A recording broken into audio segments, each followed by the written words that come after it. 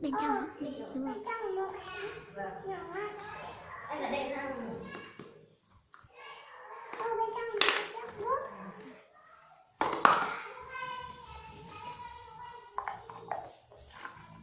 Bây giờ mình sẽ đây. Bây giờ mình sẽ có bản chính màu xanh.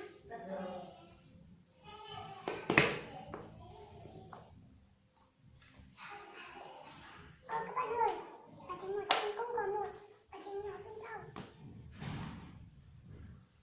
Wow, các bạn ơi, một chiếc ô tô. Một con một chú mình sẽ đây. Một cái kia mình sẽ để đây. Và còn một chú sẽ từ từ. Bây giờ mình tiếp tục bao bản chính màu vàng. Nó đang nói những cái nói mầm mầm này. Sao nó ngửi?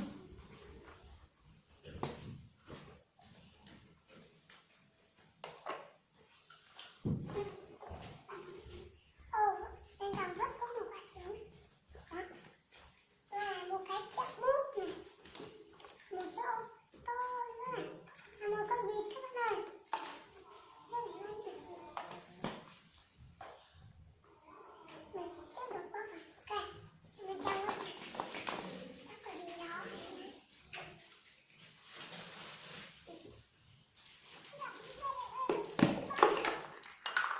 Wow, một quả trứng, một cái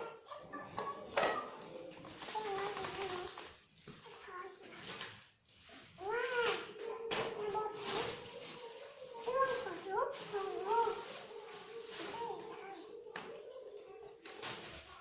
Và một chiếc ô tô.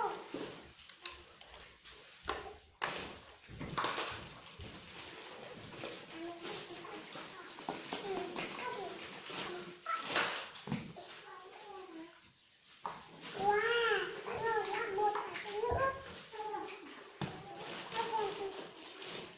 Wow.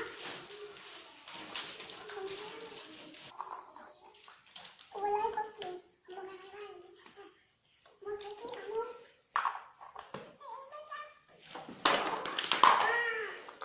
Một kia rồi. Bây giờ mình sẽ bóc. Các bạn ơi. Một quả trứng như mặt cười.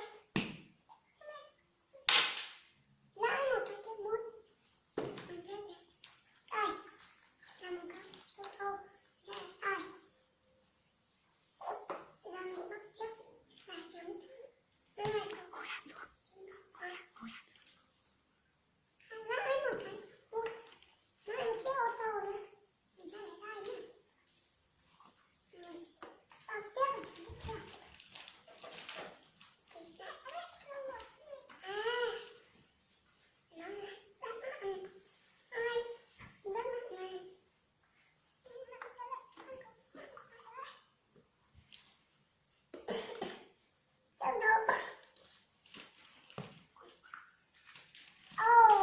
Còn một cái gấm bút này và một chiếc ô tô các bạn ơi.